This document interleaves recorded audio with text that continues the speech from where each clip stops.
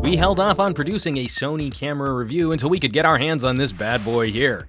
The Xperia X Performance moves us up to a top-tier Qualcomm 820 chipset, and this now represents the flagship offering since Sony retired the Xperia Z line of phones. While Sony is streamlining the hardware and features on the Xperia X, they aren't streamlining the price. This smartphone faces intense camera competition, so let's see if it lives up to the reputation of sporting a Sony badge. Buckle up, folks, we have a lot of ground to cover, and I'm gonna move pretty quick. First, a little housekeeping. The Xperia X Performance packs a 1/2.3-inch 23-megapixel image sensor with phase detect autofocus, an f2.0 aperture, and a 24mm equivalent field of view. There's no hardware stabilization, but Sony does provide a software solution called Steady Shot. The camera maxes out at 1080p for video, but we are uploading a UHD video file to preserve more still photo image integrity. It's also worth noting here that this camera app defaults to an 8-megapixel resolution for stills. Sony is using some fairly sophisticated pixel sampling to create better-looking images, though you can switch it back to the full resolution of the sensor. And we'll note when we're using the 8 or 23-megapixel images. Now, starting off with exposure, this phone uses a matrix-style metering, so it doesn't pull exposure info from where you focus. Now, this isn't bad per se, and for the most part, this app will nicely balance your subject against the background. But starting off with a white flower in daylight, just forget about it. In preserving the background, we completely overexpose the subject. We have to walk back the exposure 2 full stops in manual mode to rein in these clipped highlights. The auto mode handles blues and greens wonderfully, however. Punchy and saturated, these are lush colors to play with. And earthy colors, browns, are also well captured and warm while avoiding the trap of pushing too far into orange territory. Yellows are tricky as yellow objects are prone to overexposing because of the matrix metering, but the JPEGs produced aren't oversaturated, which helps retain detail. And reds are always tricky to pull off, but Sony is one of the better performers here in delivering a very even-handed exposure for these blossoms. It's an eye-pleasing color which doesn't sizzle and clip detail or become some weird magenta. Unfortunately, there is no RAW support built into the Sony camera app, nor does the Xperia fully support the camera API for third-party camera apps to save RAW files, so we can't properly test dynamic range here. Finished JPEGs do deliver good range between shadows and highlights, so we know Sony has fitted this phone with a very high-quality sensor, but only saving JPEGs means we lose the editing flexibility we enjoy on other similarly priced phones. Now, those JPEGs range in size based on resolution, obviously, but the 8-megapixel stills will land somewhere around 3 to 5 megabytes per shot, while full-resolution photos will land closer to 12 megabytes per exposure. The best quality video delivered by the Xperia is 1080p at 60 frames per second, which results in file sizes around 220 megabytes per minute of video. Now, taking a tour around the camera software, for as good as this sensor is, this app is an unfamiliar way to shoot photos and videos. Sure, it looks common enough, modes are on the left-hand side and shutter button on the right, but the organization for options and settings requires quite a bit of memorization. Do you want to force the camera to shoot an HDR photo? Well, you can't just toggle that from the main auto mode. You have to go into manual mode, hit the settings gear, and then flip that switch from the menu. Speaking of the manual mode, it's not really a manual mode. We can adjust exposure compensation, and again, buried in the settings, we can adjust the ISO, but there are no options to control the shutter speed. We have multiple scene options like landscape, night scenes, pets, food, party, and sports, but almost all of those modes deal in some way with changing the shutter speed, which you cannot do on your own. I can change the white balance, but I can't set up my own long exposure, so there are no streaking taillight photos for this review. No matter what you do, the app acts as if it knows better than you do, and it gets the shot wrong far too often to be this controlling. The focusing system on the camera is a perfect example. Sony boasts that it's one of the fastest systems on any phone, which it likely is.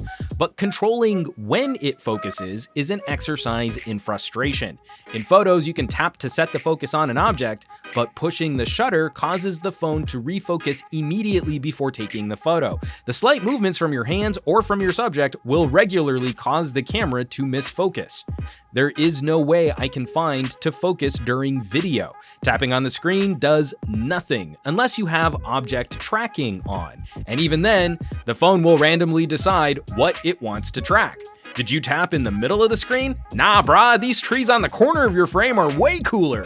This device just absolutely never wants to be told what to do. It's constantly fighting you for control, and it seems to work best when you just leave everything on full auto and never touch the screen, except for when you hit the shutter button. These focusing issues make macro shots extremely painful to set up, but when you do land a close-up shot, you're treated to a gorgeous bokeh as objects in your background blur like soft watercolor paintings. This image sensor can deliver some really photographic output.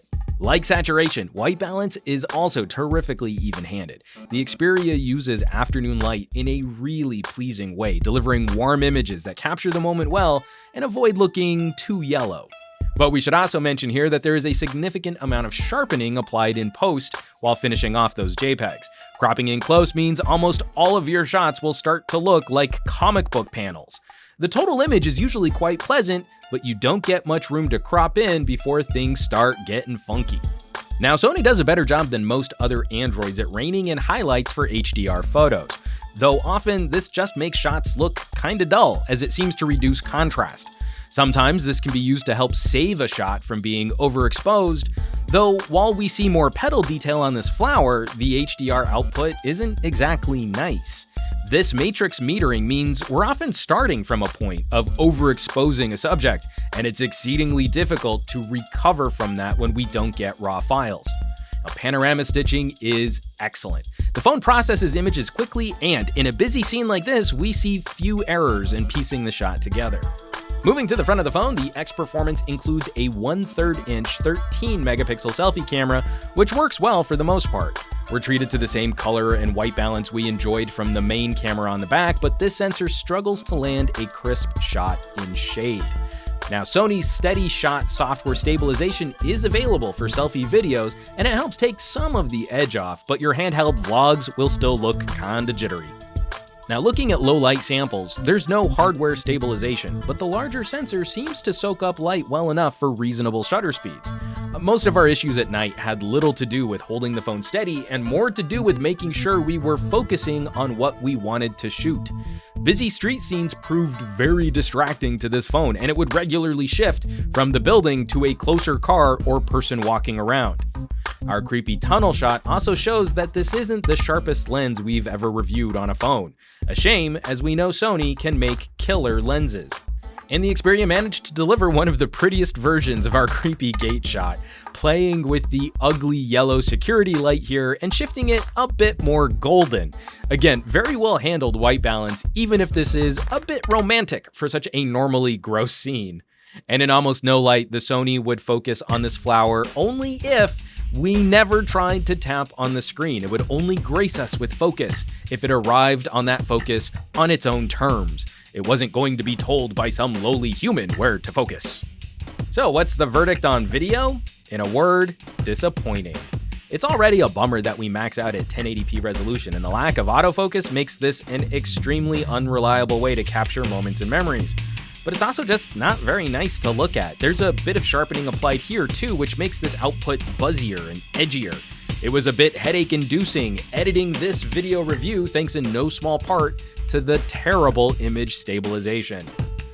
Okay, Steady Shot. So we don't have optical hardware stabilization, but we do get this Steady Shot option. All of our samples were shot using Steady Shot, and it's not good. There are no videos over multiple days of shooting which don't have some kind of twitch or movement to them, even when bracing the phone against the ground. And comparing footage of Steady Shot on and off while walking doesn't seem to show any differences in providing us smoother video. Checking out the zoom, this is also a disappointment. The Xperia has a 23 megapixel image sensor, but will blow up an image well beyond the camera's resolution. Sticking closer to around half the total zoom range is a better way to preserve image integrity. Thankfully, audio capture is excellent. One of the better performers we've reviewed recently. These mics capture scenes well, and noise filtering doesn't overly degrade the feel of the scene.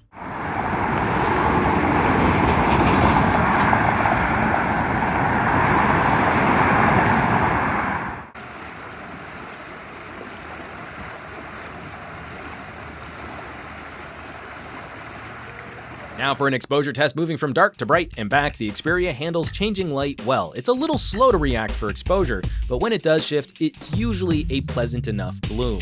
The white balance here is really twitchy though. We see fast shifts from bluish tint to warmer white balance during this pan. When the camera can settle, it usually nails the color temperature, but in changing the light, it tends to overreact before making the right adjustment. And unfortunately, the slow motion video is bad too. This just isn't fun to use at all compared to some other phones we've recently reviewed. The only positive is that after finishing a slow motion video, at least the camera keeps the audio intact.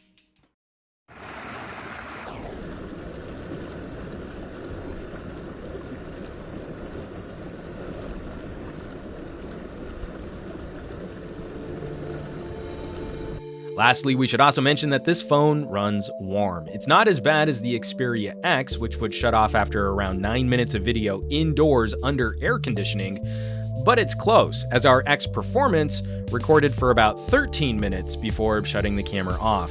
And we started getting thermal warnings after 5 minutes of video, again indoors under air conditioning. Outside in 90-degree heat in Southern California, that thermal warning would sometimes come after 20 seconds of video. And in between each shot, we had to blast the phone with my car's AC to cool it down enough to get a couple minutes of footage before throttling us again. So let's wrap this up. Where does that leave us with the camera on the Sony Xperia X Performance? What's really frustrating is how this whole phone is letting down one of the better image sensors we've tested. This 23 megapixel sensor from Sony is legit, but the phone case can't keep it running cool for longer shoots. The phone's screen is dim and hard to read in direct sun. The lens is mid-pack, and the software is almost arrogant in how it tries to remove you from the decision-making process. Even if we were to cop out like many other tech bloggers and say that regular people don't care about being pro photographers from their phones and ignored the fact that our audience is smart enough to follow us on a deeper examination than only shooting a handful of mediocre images in full auto, even then, we're still not able to completely trust that this Sony would make good choices for you. It feels like an anachronistic throwback to the ugly days of point-and-shoot cameras, which would have a dozen scene modes, but very poor basic controls. And when we factor in the price, this starts to look dire for Sony. As this year we've seen incredible bang-for-buck options from Apple, OnePlus, and ZTE. We've seen HTC succeed with a much better offering than they've had in years. LG and Huawei had inventively different takes on dual-sensor phones, and Samsung delivered something truly unique with the Galaxy S7. Sony's brand still stands as a multimedia and entertainment juggernaut, but the Xperia X Performance just doesn't have the goods to back up that reputation. As always, thanks so much for watching. Be sure to subscribe to this channel for more coverage on the Xperia X Performance and our other real camera reviews, and help us out with some sharing on your favorite social networks. For Pocketnow, I'm Juan Carlos Bagnell, some gadget guy on Twitter and Instagram, and I will catch you all on the next review.